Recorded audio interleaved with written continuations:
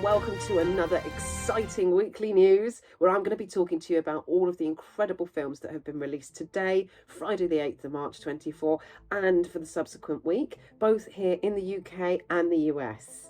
So being today, I also want to say Happy International Women's Day. And I don't think it's a coincidence, I have to say, that some of these films are being released today.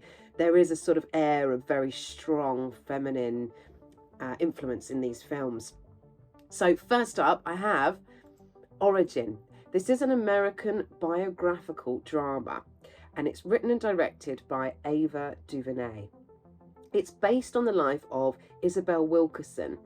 It's an inspired adaptation of her life as she digs into the nuance of discrimination while writing what could be a New York Times bestselling book, Castle: The Origins of Our Discontents. So this was released originally at the Venice International Film Festival back in September 23, where it was nominated for a Golden Lion. It's been nominated for absolutely loads of awards, I have to say, winning 2 at the Virginia Film Festival and 3 at the African American Film Critics Association. It looks really deep and heart-wrenching, but there's not much given away in the trailer, I have to say. Second film that's out today in the UK is Vindication Swim. So filming actually began back in 2019, in August 2019, and they were filming the swimming sequences. So it's a biological drama film about swimmer Mercedes Gleitz, who in 1927 became the first British woman to swim the English Channel. Amazing. Couldn't imagine. I've been over the English Channel many times in boats. I'm sure a lot of people have, and that can be quite intense and enduring sometimes, and difficult depending on the size of the boat, etc. But in small boats, big boats, I couldn't possibly fathom swimming any of it, let alone all of it. So wow, incredible woman. But yeah, they started filming that back in 2019, the swimming sequences in the English Channel, just off the coast of New Haven, if you know it. That's here in England, in East Sussex. And the film is written and directed by Elliott Hasler, starring Kirsten Callaghan in the lead role, with John Locke playing her coach and Victoria Summer as a rival swimmer. It was originally released back in November 22 as part of the Brighton Film Festival, again here in the UK, and then it was nominated for the Best Feature Film at the Cardiff International Film Festival in October 2022. Again, I've watched the trailer. For something that's quite a singular subject, I think that it does look like it's been done really well and really intensely as well. Well worth a watch. So that's the ones only released in the UK. Next, we're on to the ones that are released today, again, both in the UK and the US. Now, this one is quite a bit more up my street, I have to say. The film Imaginary. Because this is a bit of a horror, you see. It's a supernatural horror film directed, produced and written by Jeff Wadlow. And it's Blumhouse. We love Blumhouse here at The Vortex. If you don't know, Blumhouse was only founded in 2020, and its ethos is really about small budget, but giving directors real creative freedom. And I think that shows. I mean, we're talking about them producing horror films like Paranormal Activity, Insidious, The Purge, Unfriended, The Gallows, Get Out, Happy Death Day, Halloween, Ma, Freaky, do I need to go on? The Invisible Man, The Black Phone, Megan, and Five Nights at Freddy's. Okay, I did go on. That's quite comprehensive. With regard to their horror films that they've produced, that is. I mean, wow, right? So quite a little bit more excited about this than some, I must say, for that reason. But yeah. So what it is about is, so a woman returns to her childhood home to discover that the imaginary friend she left behind is very real and unhappy that she abandoned him. Looking at the trailer, it looks to be via a teddy bear. Can't think of a horror that's really been through a teddy bear too much. I mean, we've had Chucky, that was through a toy, but not a bear, right? We've had Ted, which was a film about a bear, but he definitely wasn't scary. So this looks quite original to me, and I love the concept of it. It really plays with that guilt that we all have, doesn't it, for abandoning childhood toys and things like that. Looks really exciting. Like I say, check that out. I think I will be. Next, we have Cabrini. That's also out at the cinema today in both the UK and the US.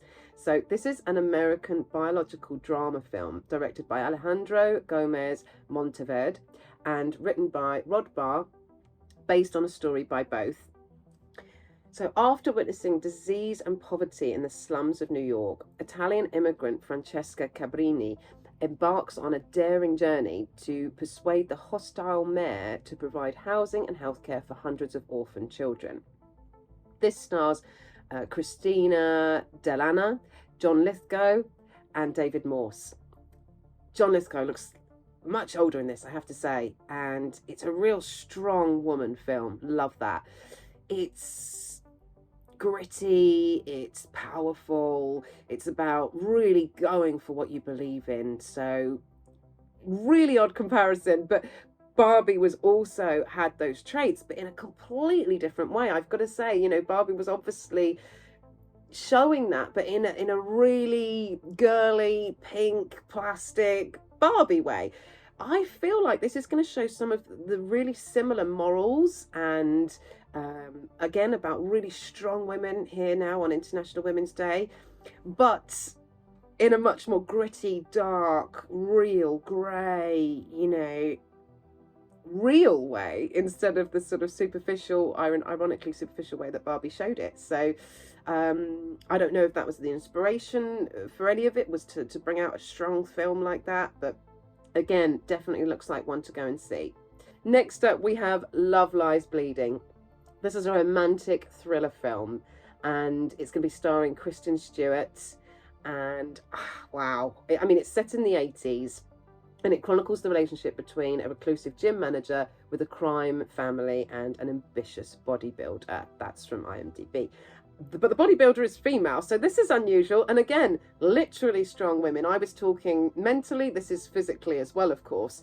And guess who it's distributed by? A24. We love A24. They distribute really good films generally, don't they? We did a piece on them last year.